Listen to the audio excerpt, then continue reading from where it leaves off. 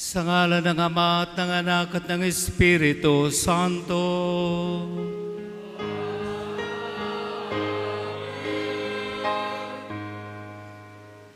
Sumainyo ang Panginoon.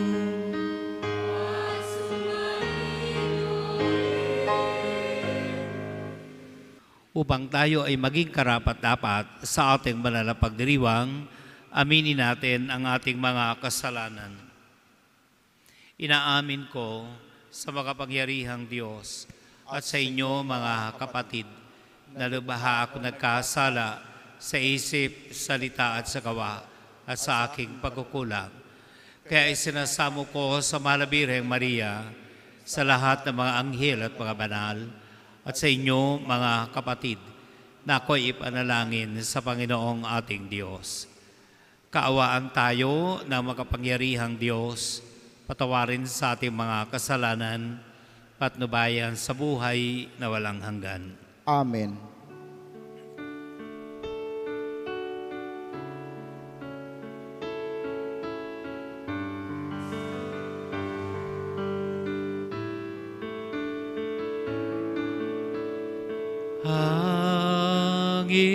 Panginoon, kaawaan mo kami.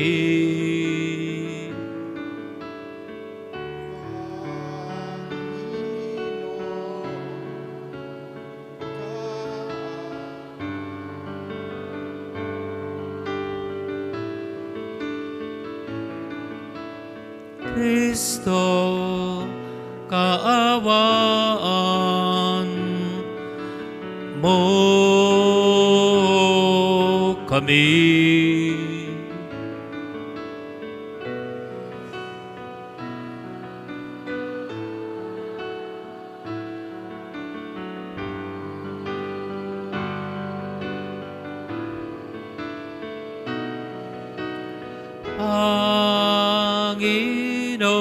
Panginoon, kaawaan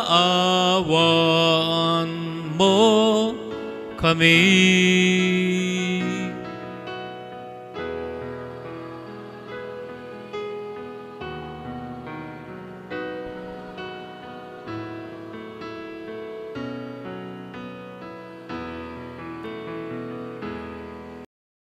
Papuri sa Diyos sa kaitaasan.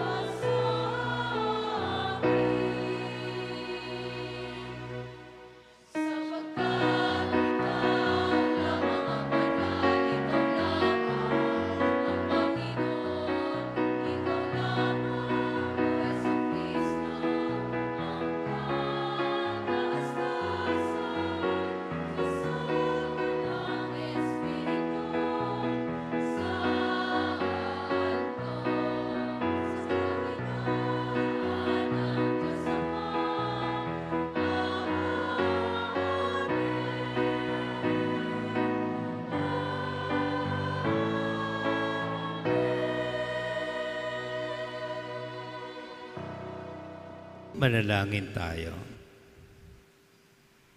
Ama naming makapangyarihan, ang mga gumaganap sa iyong kalooban, kahit na sila'y usigin at pahirapan, ay itinuturing mong mapalad sa iyong kaharian. Ang katapatan ng mga banal na martir na sina San Lorenzo Ruiz at mga kasamahan ay mapasa amin nawa araw-araw upang ang paglilingkod sa iyo at sa kapwa-tao ay aming magampanan. Iniluluhog namin ito sa pamamagitan ni Jesucristo kasama ng Espiritu Santo magpasawalang hanggan. Amen. Nasa bahagi na po tayo ng pagdiriwang ng liturhiya ng Salita ng Diyos.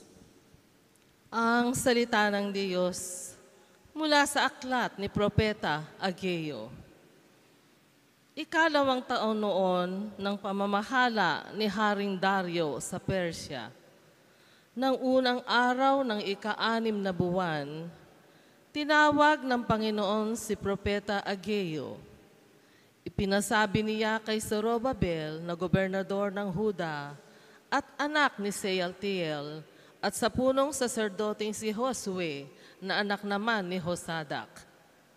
Ganito ang sinabi ng Panginoon. Ipinamamalita ng bansang ito na hindi pa panahon upang muling itayo ang templo. Sinabi nga ng Panginoon sa mga Israelita sa pamamagitan ni Propeta Ageo, magaganda at maaayos ang inyong mga tahanan, ngunit pinababayaan ninyong wasak ang aking bahay. Isipin ninyo ang inyong kalagayan. Marami ang inyong inihahasik, ngunit kakaunti ang inaani. Kumakain nga kayo, ngunit hindi nabubusog. Umiinom nga kayo, ngunit hindi nasisiyahan. Kumikita nga ang mga manggagawa, ngunit ang kita nila'y parang nahuhulog sa buslong butas. May damit nga kayo, ngunit hindi makaalis ng ginaw. Isipin ninyo ang nangyayari sa inyo. Kumuha kayo ng kahoy sa bundok. Gawin ninyo uli ang templo, at doon ko ihahayag ang aking kaningningan. Sa gayon, ako'y masisiyahan. Ang salita ng Diyos. Salamat sa Diyos. Salmong tugunan ating pong itutugon. Panginooy nagagalak sa hirang niyang mga anak.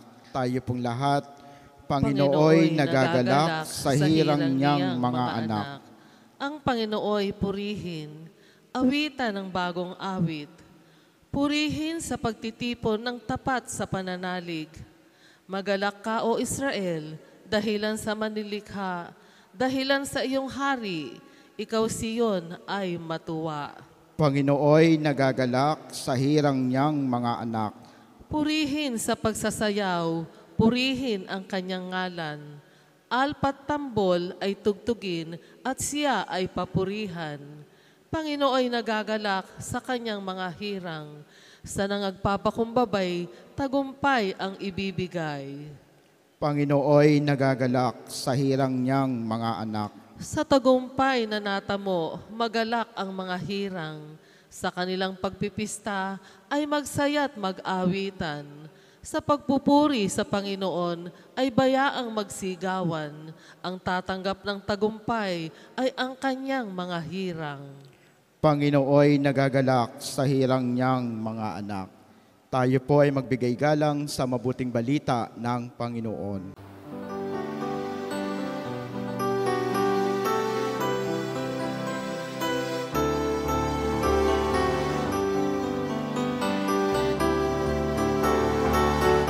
Alleluia, alleluia,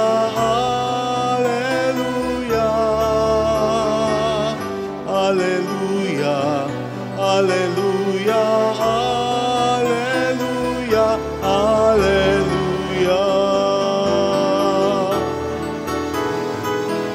Alleluia, Alleluia, alleluia. Alleluia, alleluia, alleluia, alleluia.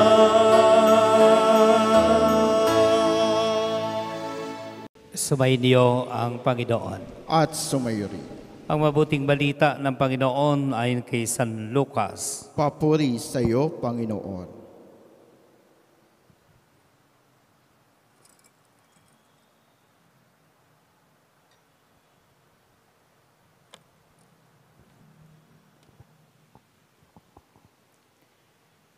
Nabalitaan ni Herodes na tetrarka ng Galilea ang lahat ng ginagawa ni Jesus.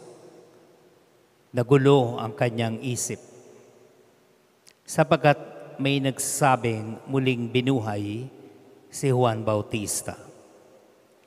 May nagsasabi namang lumitaw si Elias. At may nagsasabi pang muling nabuhay ang isa sa mga propeta noong una. Kaya't ang sabi ni Herodes, pinapugutan ko si Juan, ngunit sino ang nababalitaang ito? Marami akong naririnig tungkol sa kanya at pinagsikapan niyang makita si Jesus. Mga kapatid, ang mabuting balita ng Panginoon. Pinupuri ka namin, Panginoong Heso Kristo. Noong Martes, ang Ebanghelyo ay tungkol sa ina ni Jesus at ang kanyang mga kapatid na nais nilang makita si Jesus. Hindi sinabi ang anumang dahilan. Siguro, dahil laging malayo ang kanyang anak. Laging abala ang kanyang anak. Ninais ni Maria na kanyang ina na makapagpahinga ang kanyang anak. Makakwentuhan, makumusta. Sa Ebanghelyo ngayon, sinasabi sa atin na itong si Herodes ang nagpapatay kay Juan Bautista at marami siyang naririnig tungkol kay Jesus. At sabi sa atin ngayon, pinagsikapan niyang makita si Jesus. Ano ang kaibahan ng pagnanais na makita si Jesus? Ang tao ay laging mayroong hinahanap. Laging mayroong kulang. At napakalalim ng pinagmumulan nito. Na tanging ang Panginoong Diyos lamang ang maaaring makapuno ng kakulangang ito. At doon nagmumula ang pagsisikap ni Herodes na hanapin si Jesus. Meron din siyang nais na mahagilap, matagpuan. Ngunit, di tulad ng ina ni Jesus, iba naman ang pakay ni Herodes. Kaya naman, marami siyang nais na mabalitaan, malaman tungkol kay Jesus. Mayroon siyang iniisip. Lumalabas yung insecurities ni Herodes na mayroong higit na nagiging at pinag-uusapan sa kanyang kapaligiran maliban sa kanya.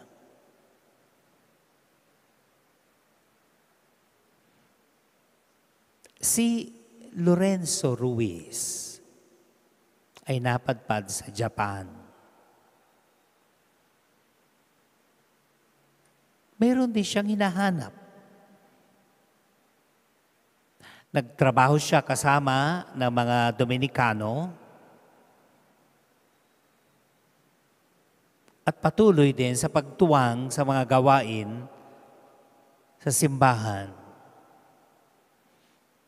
At yung kaniyang pagtuwang na ito, doon niya unti-unting nabibigyan ng kaganapan ang kanyang pagnanais. Noong una, nagdadalawang loob pa itong si Lorenzo. Kung iaalay nga ba niya ang kanyang sarili. Ngunit, napagtanto niya na marami ang mawawala sa kanya kapag tumalikod siya kay Jesus. Kaya naman, nang hinarap niya ang mga umuusig sa kanya, ang naging tugon niya ay, libo mang buhay mayroon ako. Lahat ng iyon ay iaalay ko sa Diyos. Mga pananalita na iisa ang nais na ipabatid. Natagpuan na at nakita na ni San Lorenzo ang kaganapan ng kanyang buhay at wala na siyang nais na hanapin pa, kundi ang Diyos. Yun din ang dapat na tunguhin ng ating buhay. Pagsikapan natin na makita si Jesus. Pagsikapan natin na makilala si Jesus. Pagsikapan natin ang ating pananampalataya ay maging lubos-lubusan. Pagsikapan natin na ang nangunguna sa ating buhay ay ang Diyos. Dahil siya lamang ang makapupuno ng mga pagkukulang na mayroon tayo sa buhay. Magnilay tayo.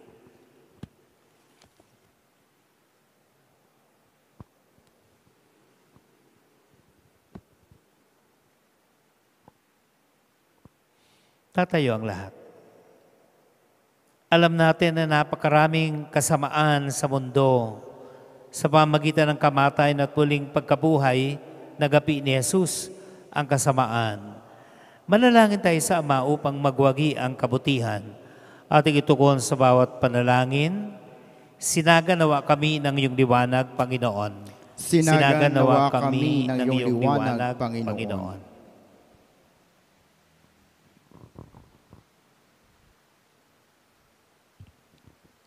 Ang simbahan, naway naglalakbay, magbigay ng liwanag sa mga tao para baguhin ang kanilang pamumuhay sa pamamagitan ng tapat na pagsaksi kay Kristo sa kanilang salita at gawa. Manalangin tayo sa Panginoon. Sinaganawa kami ng iyong liwanag, Panginoon. Ang mga bansa, naway isuko ang walang saysay na pagkakaroon ng makapangyarihan at mapanirang gamit, pandigmaan, at sa halip, mamuhay sila ng sama-sama, mapayapa at nagkakasundo. Manalangin tayo sa Panginoon. Sinaganawa kami ng iyong liwanag, O Panginoon. Ang mga inuusig dahil sa kanilang paniniwala, naway magtagumpay na makamit ang kanilang kalayaan. Manalangin tayo sa Panginoon. Sinaganawa kami ng iyong liwanag, O Panginoon. Ang mga may sakit at may kapansanan, naway tumanggap ng kalinga ng pag-ibig ng Diyos mula sa mga nag-aaruga sa kanila. Manalangin tayo sa Panginoon. Sinaganawa kami ng iyong liwanag, O Panginoon. Ang mga yumao, naway makalaya na sa mga kaguluhan ng mundong ito at magkamit ng walang hanggang kapayapaan. Manalangin tayo sa Panginoon. Sinaganawa kami ng iyong liwanag, O Panginoon. Ama naming Diyos, Patuloy mo kaming hilumin sa lahat ng kasamaan at hayaan mo na ang iyong kabutihan ang patuloy na magliwanag sa amin sa kapangyarihan ni Jesucristo kasama ng Espiritu Santo magpasawalang hanggan. Amen. Amen. Nasa bahagi na po tayo ng pagdiriwang ng liturhiya ng Eucharistia.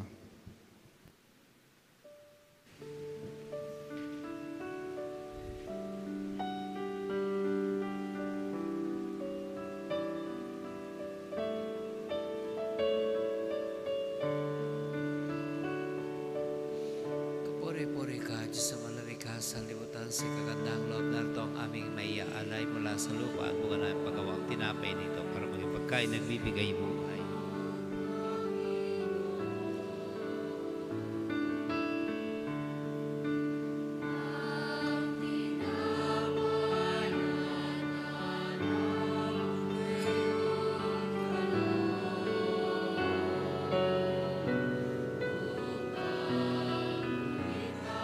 Puri-puri ka, Diyos sa malamigas, sa libutan, sa kagandang loob na ito ang aming maiaalay.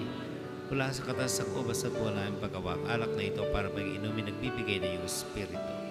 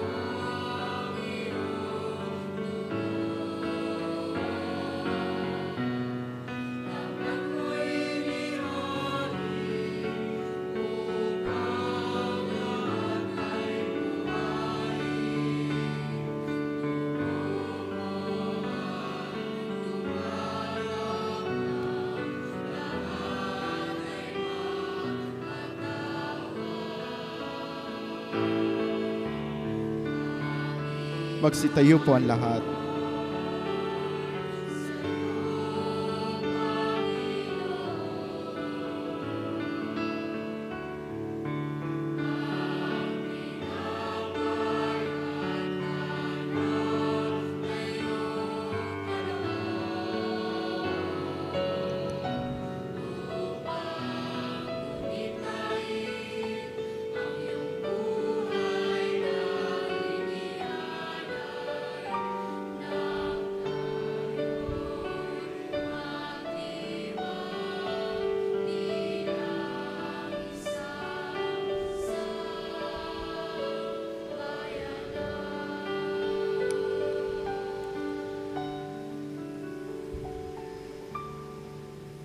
Manalangin kayo mga kapatid upang ang paghahain natin ay kalugdan ng Diyos Amang makapangyarihan. Tanggapin nawa ng Panginoon itong paghahain sa iyong mga kamay, sa kapurihan niya at karangalan, sa ating kapakinabangan at sa buong sambayanan niyang banal.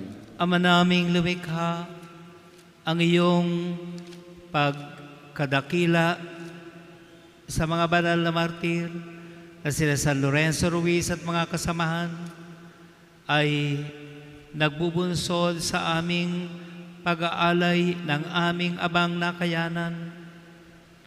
Kami umaasang tutugunin mo ang kanilang panalangin na iyong pagdamutan at tanggapin ang mga alay na pagsasaluhan sa banal na piging. Iniluluhog namin ito sa pamamagitan ni Jesucristo kasama ng Espiritu Santo, magpasawalang hanggan.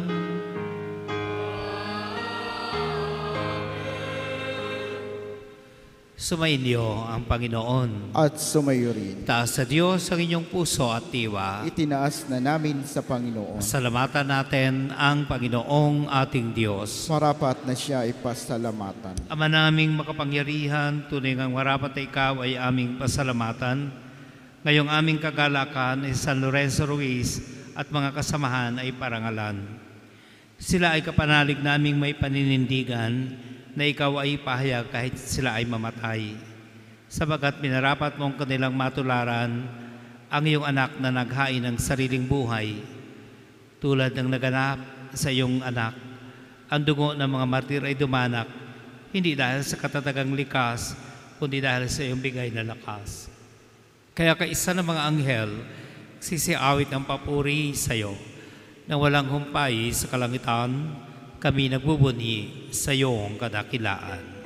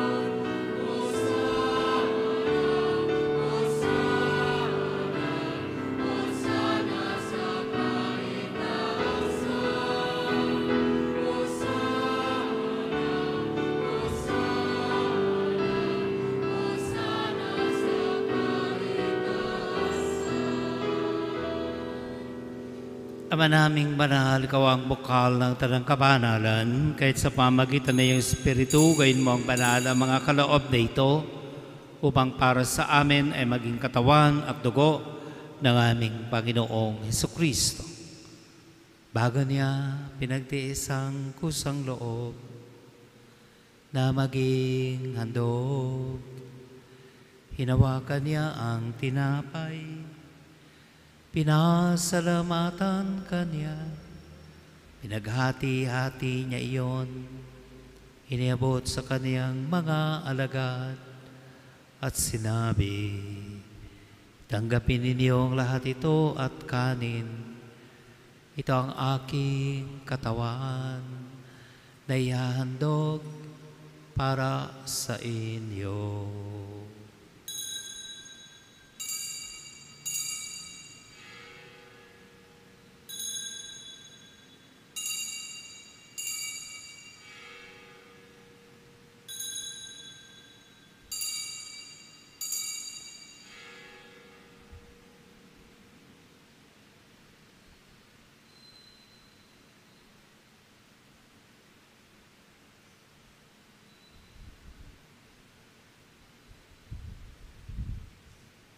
Gayon din naman nung matapos ang hapunan, hinawakan niya ang kalis, muli kaniyang pinasalamatan. Iniabot niya ang kalis sa kaniyang mga alagad at sinabi, tanggapin ninyo ang lahat ito at inumin. Ito ang kalis ng aking dugo, ng bago at walang hanggang tipan, ang aking dugo na ibubuhos para sa inyo at para sa lahat sa kapagpapatawad ng mga kasalanan. Gawin ninyo ito sa pag-alaala sa akin.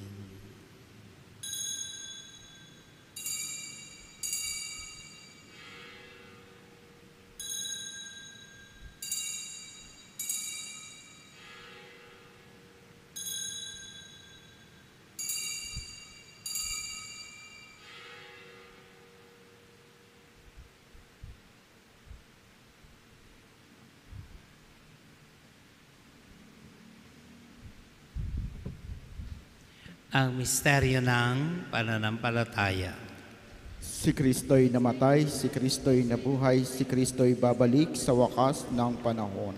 Ama, ginagawa namin ngayon ang pag-alaala sa pagkamatay at muling pagkabuhay ng iyong anak. Kaya't iniaalay namin sa iyong tinapay na nagbibigay buhay at ang kalis sa kakaloob ng kaligtasan. Kami ay nagpapasalamat dahil kami yung minarapat na tumayo sa harap mo para maglingkod sa iyo. Isinasamo namin kami magsasalo-salo sa katawan at dugo ni Kristo ay mabuklod sa pagkakaisa sa pamagitan ng Espiritu Santo. Alalahanin mo ang mga kapatid naming nahimlay nang may pag-asang sila ay muling mabubuhay, gayon din ang lahat ng mga pumanaw. Kaawaan mo sila at patuloyin sa iyong kaliwanagan. Kaawaan mo at pagindapatin kaming lahat na makasalo sa iyong buhay na walang wakas. Kaisa ng Malabirhen Maria na Ina ng Diyos, ti San Jose, kaisa ng mga apostol, ang lahat ng mga banal na namuhay dito sa daigdig ng kalugod-lugod sa iyo, may pagdiwang nawa namin ang pagpupuri sa ikararangal mo sa pamamagitan ng iyong anak na aming Panginoong Jesucristo. Sa pamamagitan ni Kristo, kasama niya at sa Kanya, ang lahat ng parangal at papuri sa iyo sa amang makapangyarihan, kasama ng Espiritu Santo, magpasawalang hanggan.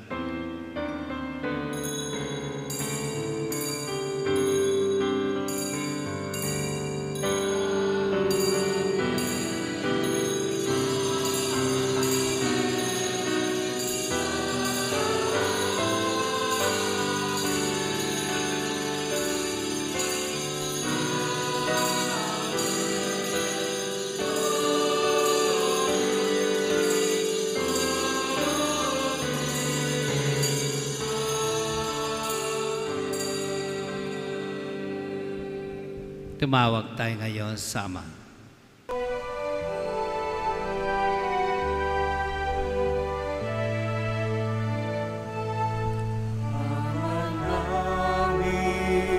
Sumasalangit ka, sambahin ang ngalan mo, mapasa amin ang kaharian mo, sundin ang loob mo. Dito sa lupa para ng sa langit, bigyan mo po kami ngayon ng aming kakanin sa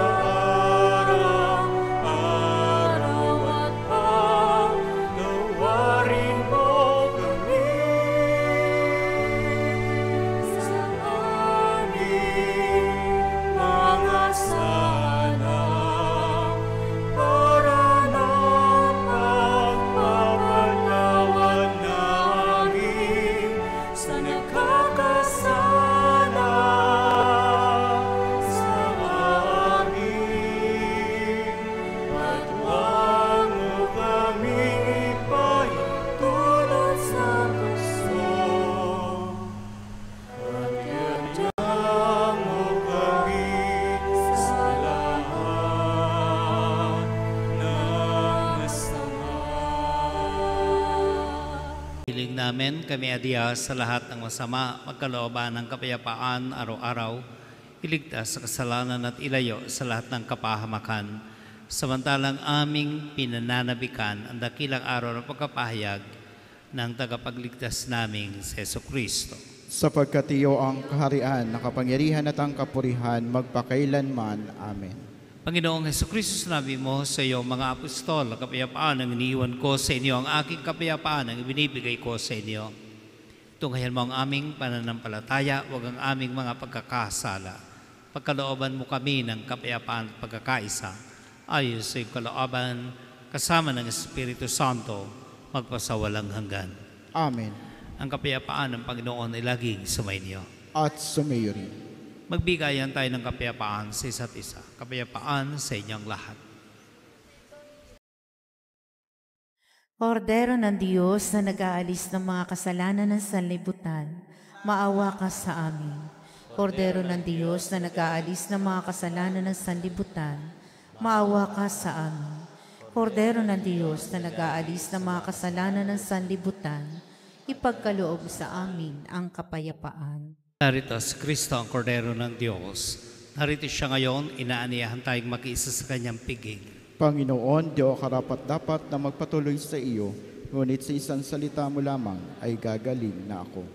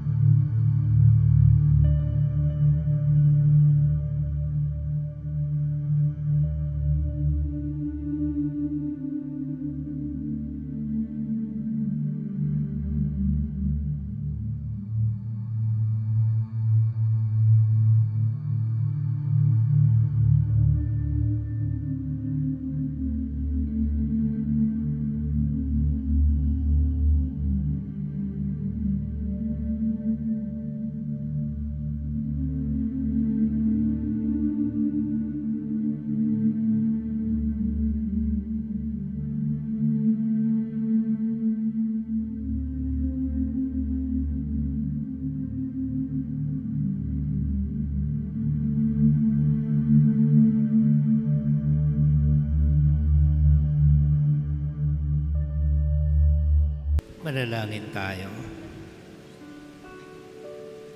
Ama naming mapagmahal, amin ang pinagsaluhan ang haing nagbibigay buhay. Habang panahong kaming lilingon sa iyo, dahil sa lahat ng iyong awa at biyaya, bilang tugon sa dalangin ng mga banal na martir na sina San Lorenzo Ruiz at mga kasamahan, marapatin mong kami ay makarating sa kalwalhatiang inilaan mo sa amin. Iniluluhog namin ito sa pamamagitan ni Jesucristo kasama ng Espiritu Santo magpa sa walang hanggan. Amen. Sumainyo ang Panginoon. At sumayo. Pagpalain kayo ng mapagmahal na Diyos, Ama at Anak at Espiritu Santo. Amen. Tapos sa ating pagdiriwang, lagi tayong magmahal at dumamay sa ating kapwa. Salamat sa Diyos.